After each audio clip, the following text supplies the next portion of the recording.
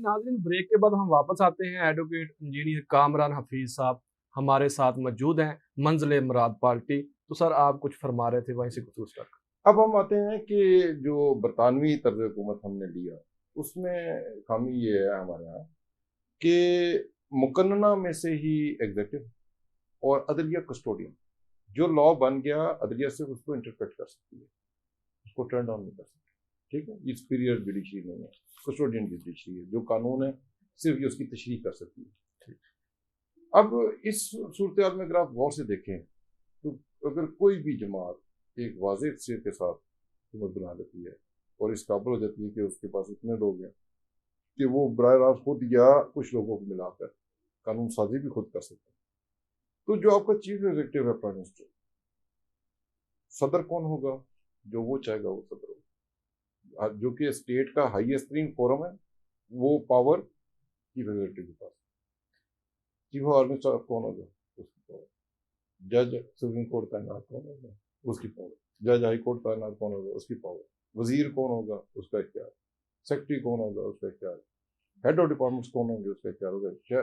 Grade 19 तक वज़ीर आज़म का इख्तियार है, चाहे वो कोई भी पब्लिक ऑफिस है, ख्वाह वो सिविल सर्वेंट है या नॉन सिविल सर्वेंट है या वैसी बॉडीज बनी हुई हैं, अप्रूवल देने के इख्तियार प्राइम मिनिस्टर के पास है।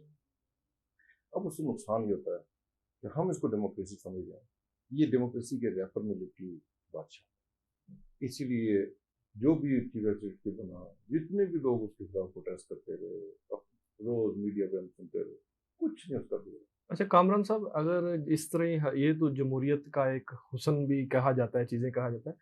जब भी कोई हुकूमत आती है, अक्सरियत में आती है, वो जैसे आइन में चाहे तरमीम कर सकती है, जो जिस तरह उसे चेंज करना चाहे वो कर सकती है।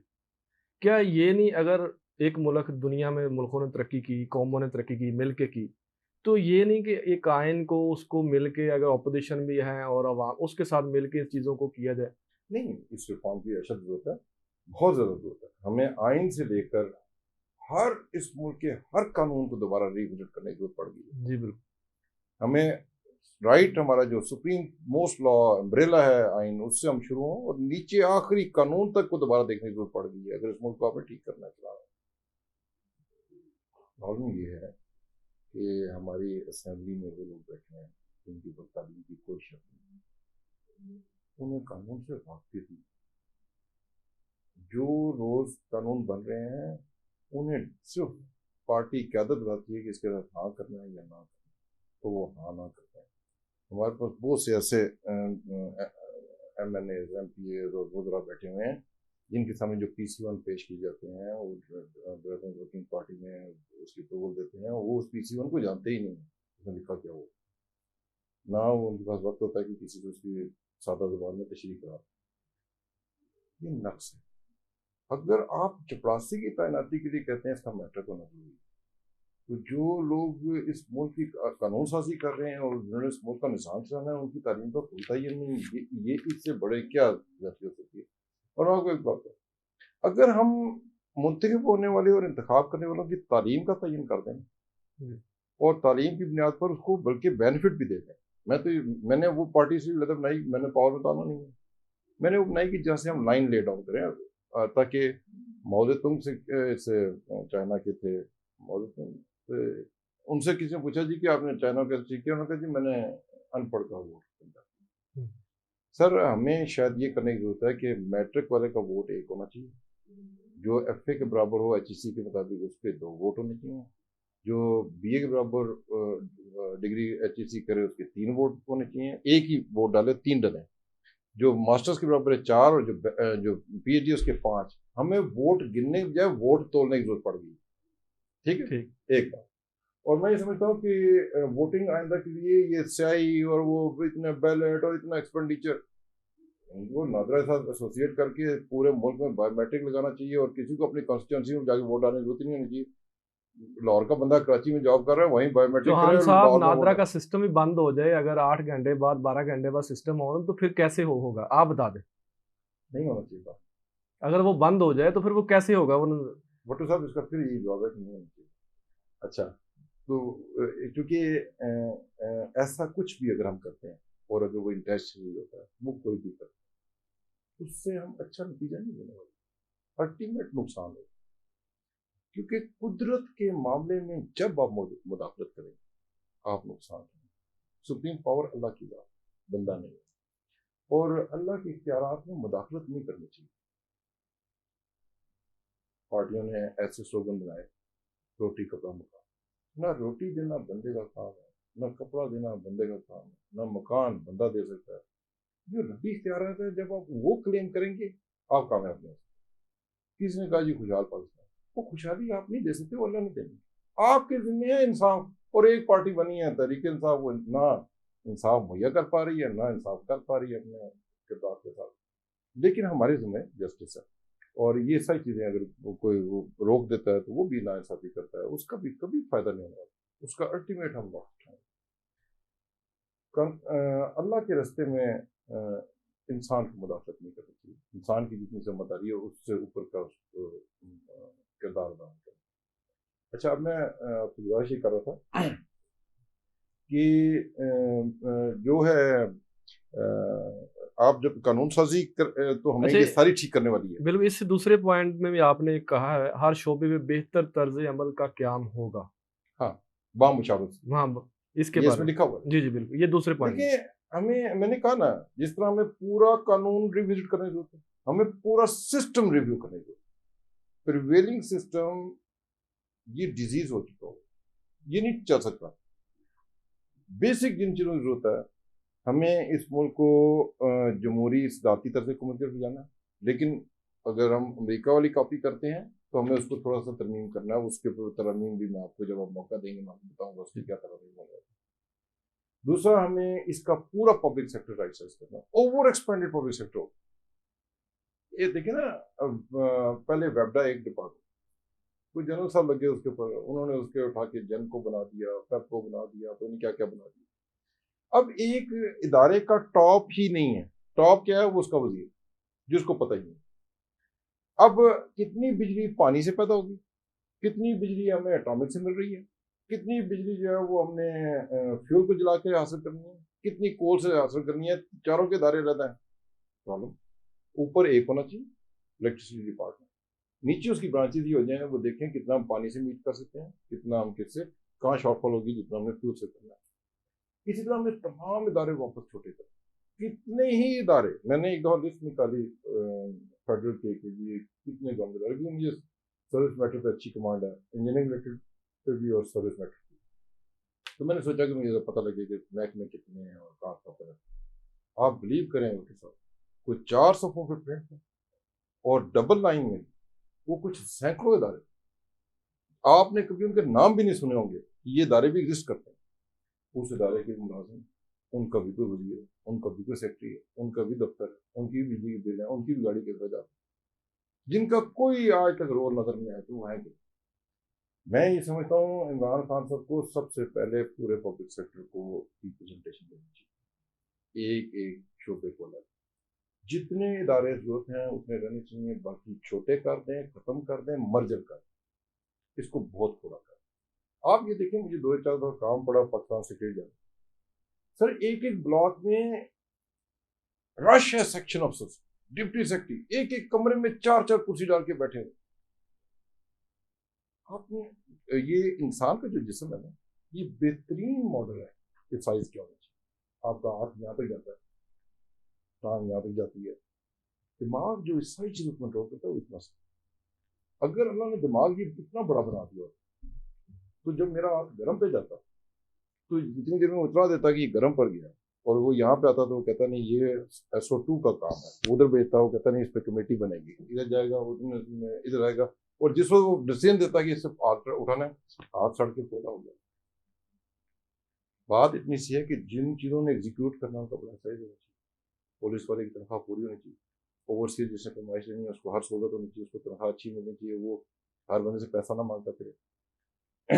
اوپر آپ کا جو تھاٹ تھنک ٹینک ہے اس کو چھوٹا ہونا چاہیے، سمرائز ہونا چاہیے تو جتنی ضرورت ہے۔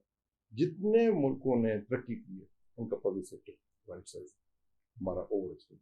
ایک دوسری بات، آپ کو ان تمام جو لوگ پبلک سیکٹر سے جڑے ان کی تنخواہوں کو ریشنلائز کرنا ہوگا، اس کو کسی چند کموڈٹیز کے ساتھ جوڑ دینا ہوگا، سونے کے ساتھ، پٹرول کے ساتھ، گندم کے ریٹ کے ساتھ، چینی کے ریٹ کے ساتھ، اور جو اس میں تبدیلی آئے تنخواہیں آٹومیٹک چینج ہو جائے، ان کی بائنگ اسٹرینتھ میں فرق نہیں آنا چاہیے۔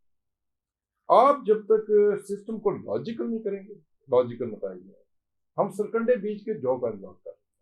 پورا سول سروس کا پیٹرن، پبلک سیکٹر کا پیٹرن اللاجیکل ہے، اس میں کوئی چیز لاجیکل ہے نہیں، ہمیں اس کے لاجیکل ریزلٹس کیسے ہیں؟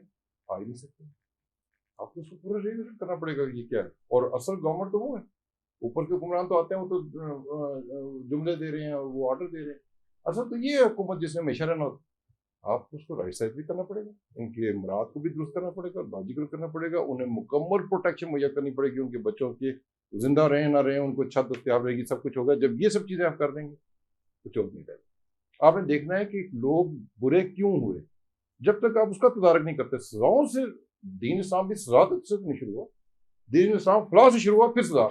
آپ پہلے سزائیں لاگو کر دیتے ہیں، آپ کہتے ہیں اسلام میں آپ پہلے فلاح تو لے کر آئیں، سزا کی وہ معاشرے میں ان خامیوں کی جڑوں تک تو پہنچے کہ یہ خامیاں کیوں ہیں، وہ خامیاں آپ ٹھیک کریں گے، چیزیں ٹھیک ہونا شروع دیں گی۔ پھر بھی اگر کوئی غلط ہے تو اس کو واقعی سزا دو، لیکن جو حالیہ حالات ہیں اور نظام ہے اور جو سب کچھ، آپ کم از کم جس کو آپ جتنا برا سمجھتے ہیں آپ پلیز اس کی جگہ پر جا کے کھڑے ہو اور اسی کی جوتی میں پاؤں رکھ لیں، آپ کو سمجھ آئے گی وہ ایسا کیوں، اور ہو سکتا ہے کہ آپ میں اس سے بھی زیادہ برا کر دیں اگر ہم اس کی جوتی میں جا کے کھڑے۔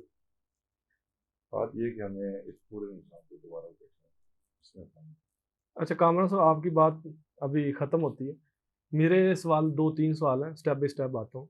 جس نظام کی آپ بات کر رہے ہیں، کیا یہ ہم ایک نسل اور اس کو دیں گے، یہ نظام بہتر ہو سکے؟ جس نظام کو آپ کہہ رہے ہیں کہ چینج لانا ہے، دیکھیے عمران خان نیا پاکستان میں کوئی چینج نہیں آیا، تو اس نظام کو کیسے چینج کر سکیں گے؟ جس کی بات آپ کر رہے ہیں، یہ کہ اس طرح سیٹ اپ یہ چینج ہو سکے گا؟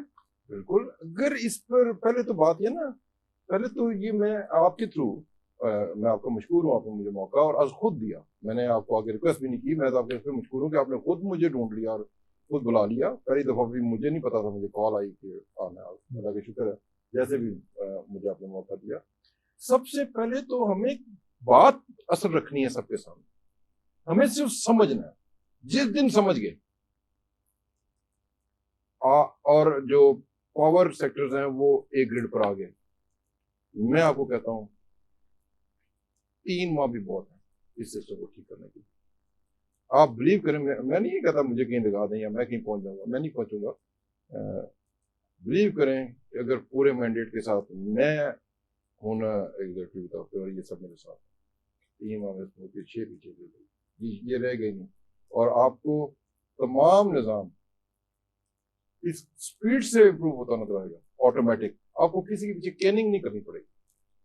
اس کو سمجھ نہیں ہوتا ہے، بات نہیں کیا ہے، بہت اچھے آئیڈیاز ہوں لیکن آپ اس کی روح کو نہ جانتے ہیں اور آپ اس پروسیس سے نہ گزرے گا، آپ سمجھ ہی نہیں سکتے اس کا کیا حل کیا۔ اور میں آپ کو بتاؤں، اس وقت عمران خان صاحب تھا، بہت سارے لوگ جن کو بہت قابل سمجھتے ہیں، ان میں سے ایک دو کو پرسنلی جانتا ہوں کہ وہ کیا ہے، ان کا شاید کوئی پروف بھی میرے پاس پڑا ہوا کہ وہ کیا ہے، وہ اس قابل ہی نہیں ہے کہ ان کی رائے پر ہم سب کام کریں۔ تو یہ ہے کہ اس کو دیکھنا پڑے گا۔ کامران حفیظ صاحب، آپ کی طرح بہت سے دوستوں نے کوشش کی کہ اس نظام کو بہتر کیا جائے، اور اس میں جو ہے بجلی اور پانی کی آپ بات کر رہے ہیں، ڈاکٹر سمر صاحب انہوں نے ایک کراچی میں انہوں نے لگایا، انہوں نے کہا جی اس سے ہم بجلی پیدا کریں گے، اس پہ خرچہ بھی کیا گیا۔ ان کا کہنا تھا کہ ہم بہت حد تک اپنی کامیاب ہو گئے تھے اس چیز پہ، پر ہمیں سپورٹ نہیں کیا گیا، حکومت کی طرف سے ہم سپورٹ نہیں کیا۔ ڈاکٹر سمر مبارک صاحب نے تو ایک وہ پانی سے کس نے کہا کہ میں گاڑی چلا دوں گا، میں انجینئر بھی ہوں اور وہ پاسبل ہی نہیں تھا، اور سمر مبارک صاحب نے اس کو بھی اوکے کر دیا تھا کہ یہ ممکن ہے، H2O کو علیحدہ بھی کیا جائے اور پھر وہ O2 کو جو ہے نا وہ کمبسٹ کر کے تو وہ CO2 کر کے تو اس میں سے کاربن ڈائی آکسائڈ، کاربن مونوکسائڈ اور واٹر بھی نکلائے گا اور وہ انجن چل پڑے گا۔ یعنی مطلب میں ان کی کئی ایشوز پہ سمر مبارک صاحب کی تو معذرت کرتا ہوں، میں متفق ہی نہیں ہوں۔ اس کے علاوہ ہمارے پاس بہت ٹیلنٹ ہے، میں بتاتا تھا، میں جب سے ذرا سا میچورٹی کی طرف گیا اور اسپیشلی جب میں نے ڈراؤ میں داخلہ لیا. جب تک میں انجینئر تھا مجھے سمجھ نہیں آتی تھی, مقننہ عدلیہ وہ کچھ بول رہے تھے مجھے سمجھ نہیں آتی تھی, ڈیفیکٹو ڈی جیرو یہ کیا کہہ رہے ہیں. میں نے ایکچولی اسی کو سمجھنے کے لیے ڈراؤ میں داخلہ لیا کہ یار یہ مجھے سمجھ نہیں آتے ان کے مناظرے, یہ اوپر سے گزر جاتے ہیں. پھر اس کے بعد کا میں نے کوئی ڈرامہ نہیں دیکھی, کوئی فلم نہیں دیکھی. میں نے جتنا اچھا بولنے والا ٹی وی پہ آتا ہے میں کنٹینیوس, میرے آفس میں بھی ٹی وی چل رہا ہوتا ہے, میرے گھر میں بھی چل رہا ہوتا ہے, میں صرف ان کو سن رہا ہوں. ایک سٹیج پہ جب یہ بول رہے ہوتے تھے تو میں سمجھتا تھا یار اتنا کیریبر ہے, میں اس تک کیسے پہنچوں گا, میں کیسے سمجھوں گا کہ یہ کیا بات کر رہے ہیں. اور ایک وقت آیا ان کے برابر ہے, اب آ کے مجھے سمجھ آتی ہے سر مجھے تک سنگل اسپوکس کرنے ملا جو وہ بات کر رہا ہو جس میں کوئی لاجیکل میننگس ہو اور اس کے نتیجے میں ملک کسی رخ جا سکے. یقین مانے بڑی بڑی باتیں کر کے قوم کا وقت آئے. میں بالکل اس کا کور ڈرا کرنا پڑے اور اس میں بڑی بڑی بولنے والی ہیں, لیکن میں بتاؤں مجھے ان کے ساتھ پوری ان کی گفتگو میں سنتا رہا, شوقیہ سنتا رہا. مجھے اس کے آخر میں مطلب نہیں ملا کہ پوری اس نے لگائی, اس میں ہمیں آخر کیا ہوا, ہمیں کیا کرنا. میری کوشش ہوگی جب تک مجھے موقع ملے گا میں ہر دفعہ کچھ ایسا ضرور کہنا چاہوں گا جس سے آپ کو کچھ آخر ہو, چاہے وہ 1% ہو. جب ہم یہ کام کرتے رہیں گے, جب اس کو سمجھنے والے آگے آ جائیں گے تو رستے قوم کے نکل جائیں. ہم کوشش میں یہ کروں گا کہ جو میں سمجھ پایا اتنی, اللہ نے مجھے مشکل وقت سے گزارا, بہت سخت وقت سے گزارا, لیکن میں اللہ کا شاکر ہوں. اگر مجھ سے نہ گزرا ہوتا مجھے یہ باتیں سمجھ نہ آتی. یہ الگ. اچھا, لاسٹ میں جو ہم پروگرام کے لاسٹ میں ہیں, لاسٹ میں آپ کیا میسج دیں گے؟ سر میرا لاسٹ میں یہ میسج ہے کہ ہمیں اپنا کام کرتے رہ جانا ہے اور ہمیں اس کے رستے ڈرا کرنے ہیں اور ہمیں اپنا حصہ قبر میں جانے سے پہلے ڈال دیا. اس میں اللہ کتنی کامیابی دیتا ہے, کتنا حصہ ہم ڈال پاتے ہیں اور کتنی جلد دیتی کے لیے ہم کام کر پاتے ہیں, وہ ہو جائے یہی ہماری سب سے بڑی کنٹریبیوشن ہے. اور اللہ چاہتے یہی ہمارا موقع ہے, ہمیں اپنا کردار. جی ناظرین, ہمارے ساتھ engineer advocate engineer Kamran Hafeez صاحب موجود تھے, چیئرمین منزل مراد پارٹی. ان کی گفتگو سنی. ان کا ایک ہی مقصد ہے کہ میں جو بھی اپنی قوم کے لیے ایک لفظ بھی ان کو بتا سکوں, سمجھا سکوں, یہ میرے لیے کافی ہے. آج کے پروگرام سے رضوان وٹو کو پکڑ پروگرام سے اجازت دیں. اللہ حافظ.